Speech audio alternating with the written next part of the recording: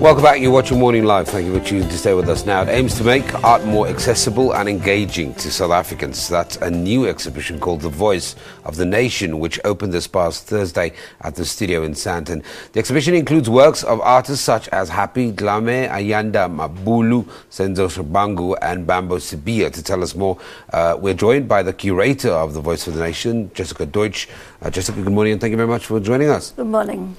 Let's talk about the significance of a name like the Voice of the Nation and what it's meant to signify. Well, the role of an artist in any society is to talk about what's happening around him.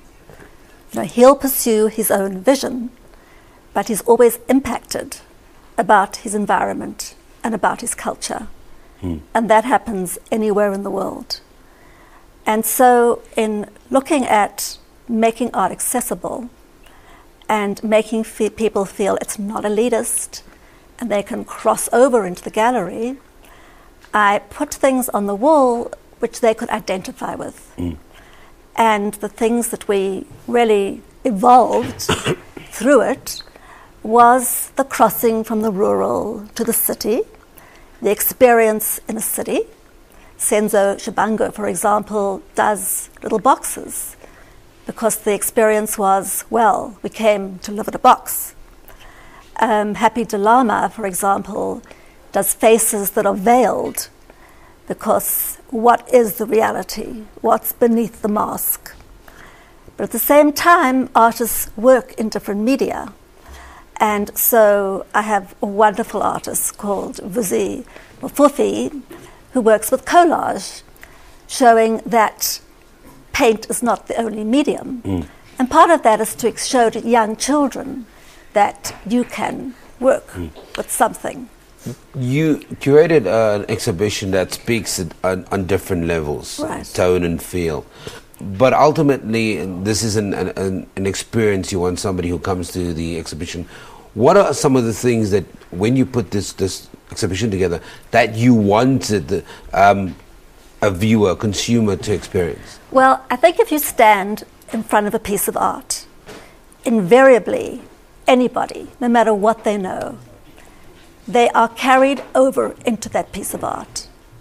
And so the process really is, and this is scientifically proven, is that you enter the reality of that painting. And in entering that reality, you really step out of the reality that you're in and you go somewhere else. And you see in that other reality something that you identify with.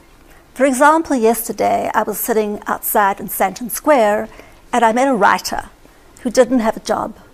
And he was telling me how terrible he felt. And I asked him to come into the exhibition. And I showed him a painting of children clinging onto something in the sky. And I said, you know, this is what life's about. You have to cling and you have to aspire. And he looked at the painting and he said, you know, that really makes me feel different. And you were able to help him move through that process? I really helped him move from feeling really desperate to feeling I'm not the only one. And inspired. And he was inspired. Let's quickly talk about making art accessible, because we talk about it in the intro, and the ability for everybody to be able to have access to it. Why was that so important? It's important because you don't have to feel you have to walk in there and look at the value and know if you should buy it or not buy it, and can you understand it? Are you going to look stupid? The art there has no prices on it. The art there is something that's, what I put up was colorful, was lively, was the whole exhibition is something that makes you feel you're stepping into magic. And that is what makes art accessible. It's not something that's incomprehensible. It's not, I did have some abstract painting in there, but it's not something that you feel is miles away out of your experience. Here it's part of your life. What surrounds you is South Africa.